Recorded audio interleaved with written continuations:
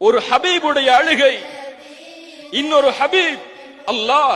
அந்த ஹபீப் இந்த நேசருடைய நேசத்திற்கு சொந்தக்காரன். அந்த அல்லாஹ் ஜிப்ரீலை அனுப்புகிறான். ஜிப்ரீல், செல்லுங்கள் முஹம்மது ரசூலிடத்திலே, அவர் ஏன் அழுகிறார் என்று கேட்டு வாருங்கள், எனக்கு தெரியும், கேட்டு வாருங்கள். அந்த உரையாடலை இமாம் புகாரி பதிவு செய்கிறார். சுப்ஹானல்லாஹ்.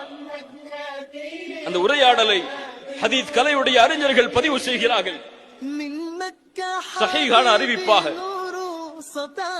ஜிப்ரீல் அலைஹிஸ்ஸலாம் வருகிறார்கள். முஹம்மது ரசூலை கேட்கிறார்கள், தூதரை ஏன் அழுகிறீர்கள்?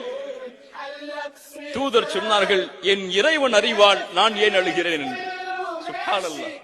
அல்லாஹ் சொல்லுகிறான், ஏன் அழுகிறார் என்று எனக்கு தெரியும் என்று. தூதர் சொல்கிறார்கள், என் ரப்புக்கு தெரியும் நான் ஏன் அழுகிறேன் என்று. ஜிப்ரீல் சென்று சொன்னார்கள், யா அல்லாஹ், கேட்டேன், அவருடைய பதில் இதுதான். ஜிப்ரீல் அலைஹிஸ்ஸலாம் எடுக்க அல்லாஹ் கூறுகிறான், ஜிப்ரீலை மீண்டும் செல்லுங்கள் தூதரிடத்திலே, அவருக்கு சொல்லுங்கள்,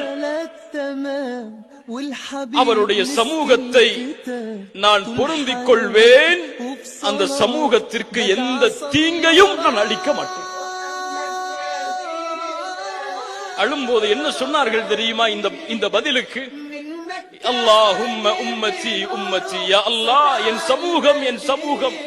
இப்ராஹிம் அவரை பின்பற்றாதவரை உன்னிடத்திலே விட்டு விட்டார், என்னால் விட முடியாது யா அல்லாஹ். ஈசா அலைஹிஸ்ஸலாம் உன்னிடத்திலே விட்டு விட்டார், யா அல்லாஹ், என்னால் விட முடியாது யா அல்லாஹ். என் சமூகத்திலே பிறந்த